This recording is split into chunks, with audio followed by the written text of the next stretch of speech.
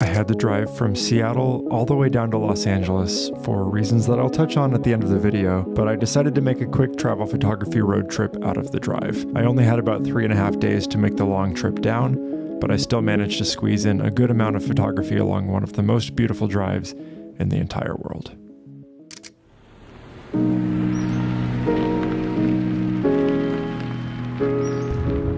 I had been to the Redwoods for photography once before, back on the big road trip that I did in 2021. It was so beautiful that I actually broke down in tears a little bit. That hasn't happened very many places, and I've been to some pretty cool spots around the world. The Redwoods are just insanely magical, especially if you can time it to where you get some thick fog rolling through. On my previous trip, I was a little bit early for the rhododendrons to be blooming, so I hoped that on this trip I would time it a little bit better and get that sweet, magical combination of thick fog, huge redwood trees, and blooming rhododendrons. There are a handful of different parks all within the Redwood National and State Park system. The first stop was Jedediah Smith Redwoods Park. I actually camped there the night before after a long drive all the way down from Seattle. So the first morning of the trip, I went for a walk just to see what I could find. There wasn't much fog there, and I didn't see any rhododendron activity really, but it was still a beautiful area, and I got a few photos that I'm happy with.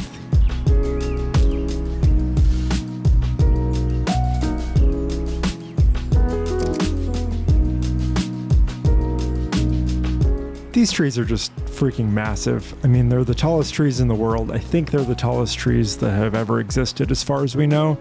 And it definitely is difficult to portray how big they are in photo and video. It can help to include a human in the frame to help show scale, but even so, forest photography is just really challenging. I think it's one of the hardest types of landscape photography. Of course, fog makes things a lot easier just to help show depth, so I was happy that as I drove towards the coast down this dirt road, I ran into some beautiful fog.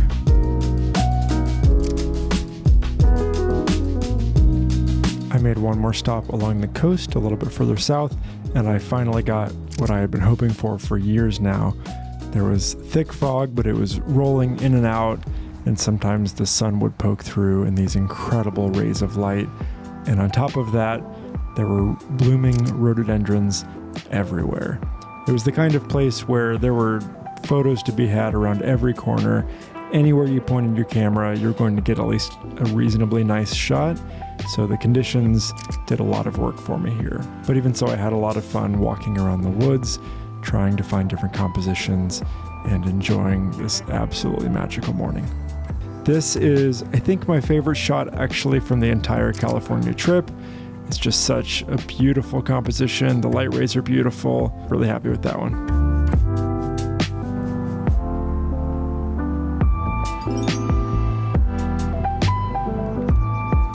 Without knowing where it was going, I wandered down this side trail and stumbled upon this enormous tree that I think had been maybe struck by lightning. I'm not sure if it was still alive or not, but the inside was completely hollowed out and charred all on the surface.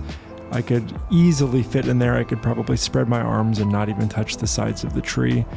It was super dark in there, but it was fun to set up the tripod and get some different texture shots of the charred bark.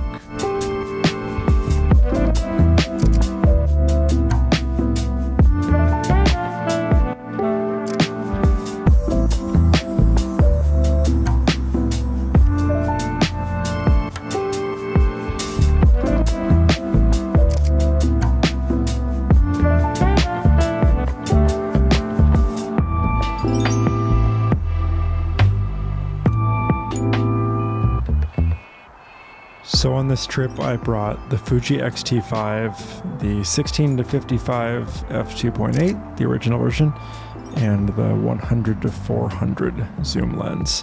The X-T5 is my main camera now. I've been shooting with it pretty much exclusively for the last year, and I'm really enjoying it, especially for this kind of travel photography stuff where you shoot some landscapes, but also some wildlife and street photography and just a smattering of different genres of photography.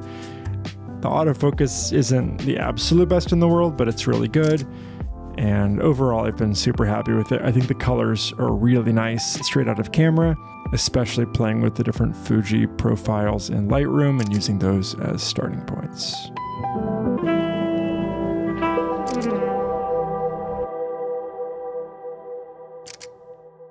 From the Redwoods, I drove down to Mendocino County, and my first stop was Russian Gulch State Park. I had never been there before, but I had seen pictures of this massive bridge, and it seemed like a cool spot to spend the evening. The light wasn't looking very exciting, and I got a couple okay snapshots of the landscape like this. They're fine. I think they help tell the story of this part of the California coast, but I got really excited when this surfer showed up. I've only been surfing like once or maybe twice in my life, and I was terrible at it, but for some reason I really like photographing surfers. I think it's just a really photogenic sport, and it helps add some interest to these scenes when sometimes it's hard to photograph on a beach when the light's not super exciting.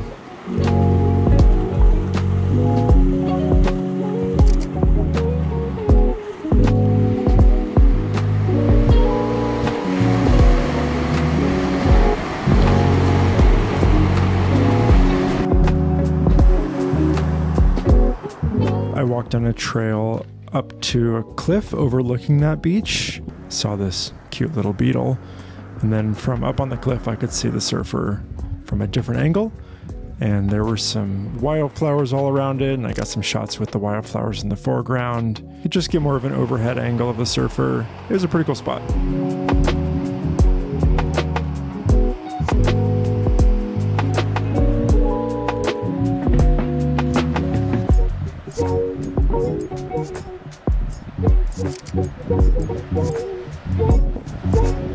Sorry for the super shaky footage on here. I was really zoomed in, but I saw this osprey flying around and it was carrying a fish. Pretty cool. Didn't have time to get a picture of it, but pretty cool to see it with my own eyes.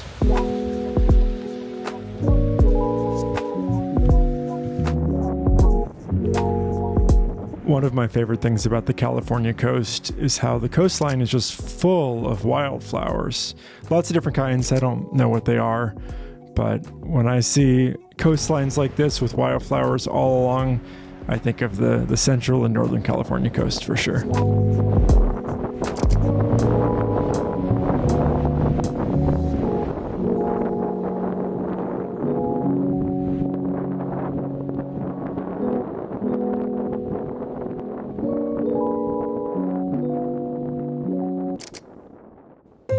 The next morning I went down to the town of Mendocino, just a little bit south of where I stayed the night, and found a really beautiful coastal walk that sort of circumnavigated the town along these beach cliffs. It was a photographer's paradise. I mean, the light wasn't particularly interesting, but it's the kind of place where I could easily spend several days just walking around, seeing all of these different viewpoints in different lighting conditions, different times of day.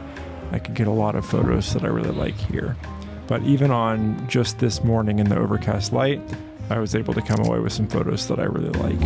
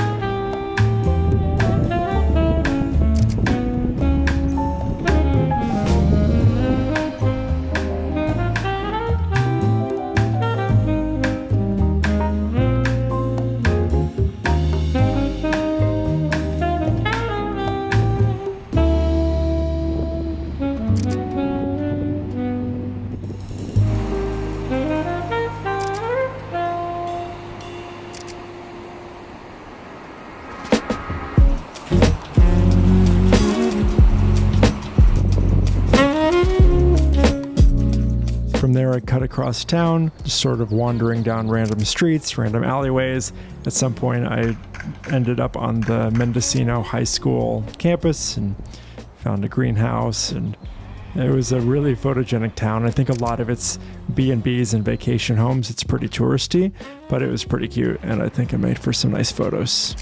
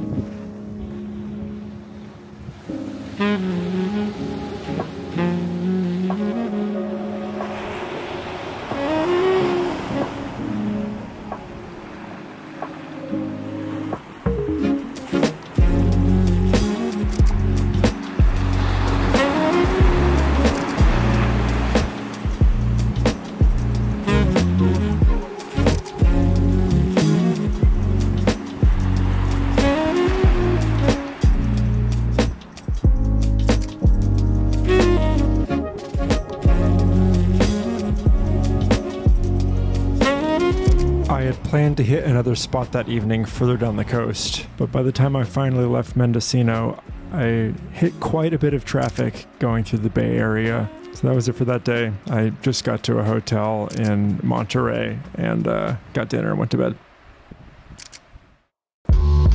The next day I drove down to Big Sur. The road was closed due to a landslide. And that was also true when I visited in 2021. And so on that trip, I saw the southern part of the Big Sur coastline, but I had never seen the northern part where I think a lot of the attractions are. So on this trip, I decided to go down the Big Sur coastline and then work my way back up. I didn't have a lot of time that morning, so it was a pretty quick trip, and the conditions weren't like super epic for photography, but it was amazing to see, and I definitely still got some photos that I like.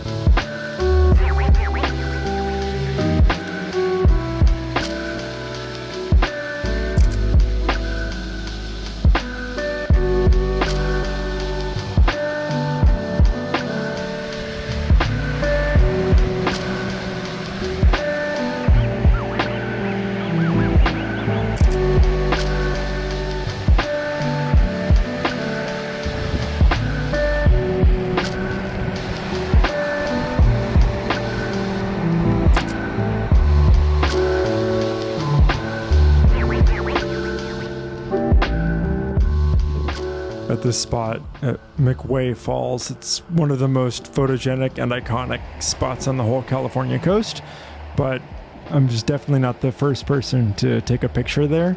And so instead of just getting the one classic sort of wide angle shot, which I definitely did take, I also pulled out the 100 to 400 lens and played around with getting lots of detail shots, both for B-roll and for photos as well. And from there, I just worked my way back up the coastline, back towards Monterey, and made stops along the way anytime something caught my eye, and I was easily able to pull over.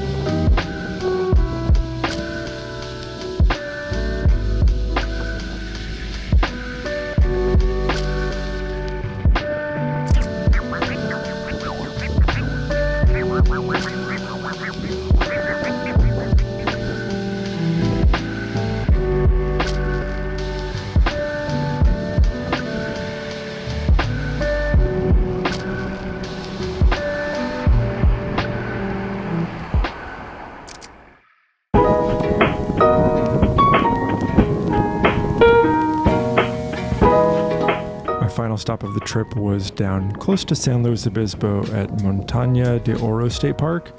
It's definitely feeling like Central or maybe even Southern California. At this point in the trip, I was getting pretty tired.